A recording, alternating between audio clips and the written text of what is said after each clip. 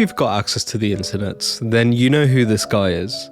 From making quirky videos on Vine to filming a deleted person in a famous Japanese forest, this rat has symbolized why not everyone is suited for the limelight of the internet. I'm of course talking about the one and only Logan Paul. So without waiting any further, let's begin this episode of the internet's biggest fool.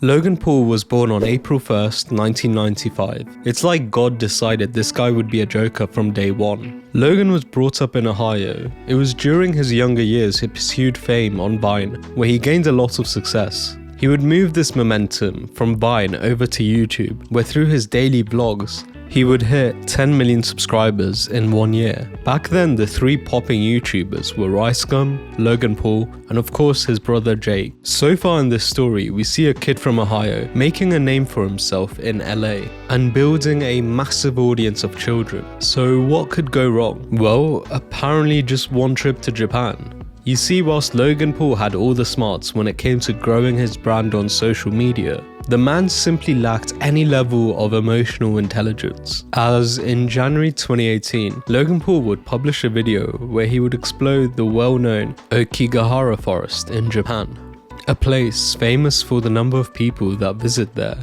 to unfortunately end their days on Earth. So when Logan visited and found a tragic scene of a man who had deleted himself, like the good person he is at heart, he recorded the body and put it on display to his 15 million fans. To make matters worse, a lot of his audience is kids.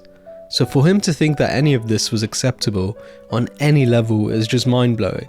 And it tells you a lot about how he prioritizes views and engagement over morality. As expected, this story got worldwide attention and caused a lot of backlash, which of course resulted in the apology video, which we've all probably seen at this point. I've made a severe and continuous lapse in my judgment, and I don't expect to be forgiven.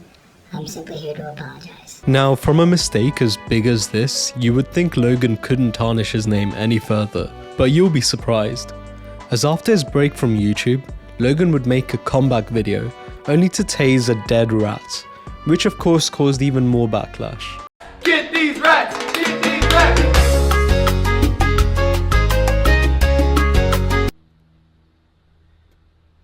Go get him, Lydia. Are we using weapons for this? I'm not gonna use my bare hands. Yeah, you're right. Here, no rat comes into my house. Get him. Why? No rat comes into my house without getting tased.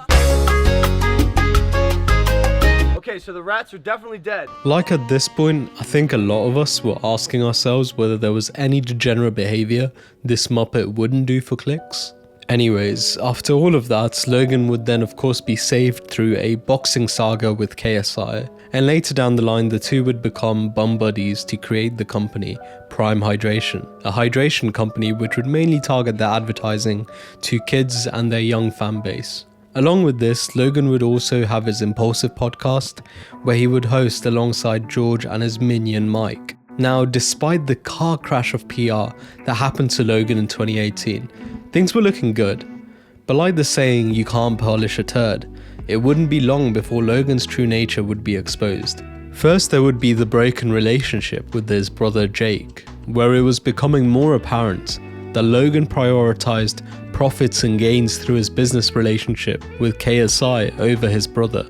I could make a whole video about Jake, but one thing I will give him credit for is he has given Logan a chance more than most brothers ever could. I mean, Logan slept with his ex, Alyssa Violet, for some internet beef, which shows how good of a brother Logan is. The next thing we would see is Logan essentially belittling his friend George, who's a devout Christian, by suggesting that Jesus wasn't cutting it for him, and labeling him a homophobe and misogynist for simply taking the path of the Bible. One that really hurt me is you told me I need a therapist because I believe in Jesus. No, that one hurt me. No, I didn't. I said you need a therapist because Jesus isn't quite doing it for you, which is true. No, you didn't. I don't want to stand down. No, you didn't. You think I said you need a therapist because you believe in Jesus? I checked you and I said, what did you just say to me? And you said, what did I say? And you stumbled. And you're like, I don't know. What would I say? And then you fumbled. I'm not backing down from this. It is common knowledge that you don't interpret reality like reality happens. Go.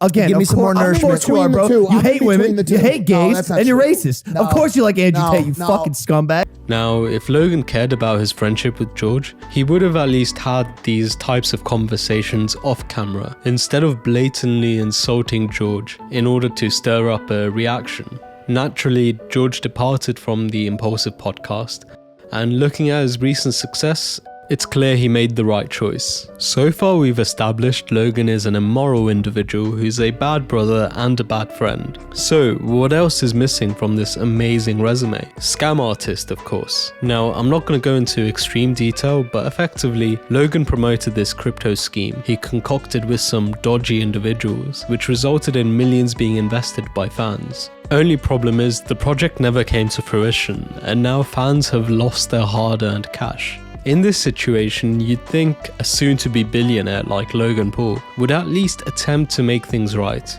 But no, as was clear from CoffeeZilla's investigation, this man downright denied any wrongdoing, and to this day has not really done anything substantial to rectify his mistake. If the crypto zoo is something you want to learn more about, I hugely recommend watching CoffeeZilla's videos.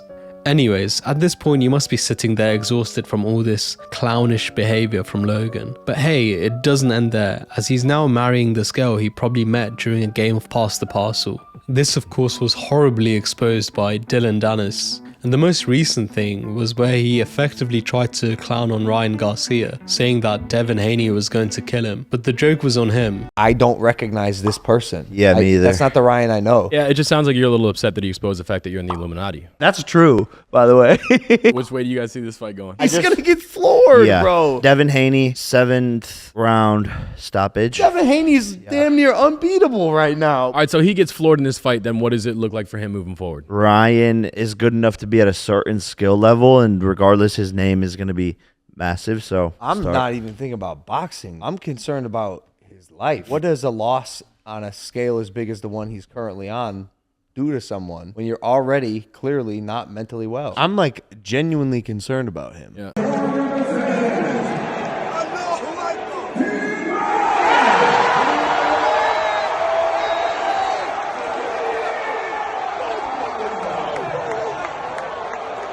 And I'm just gonna say this, the fucking Prime chain is cursed, I swear. Anyone that's worn the chain has instantly faced defeat, apart from Terrence Crawford of course, because that guy's just fucking invincible. Looking at Logan's track record, it's clear this guy isn't going to change, and he'll probably be involved in even more scandals to come. So I suppose all we can do is sit down, take a sip, and enjoy the circus act that is Logan Paul. Anyways, that's it for today's episode of The Internet's Biggest Fool. Let me know who you want to see next, and I'll catch you all in the next one.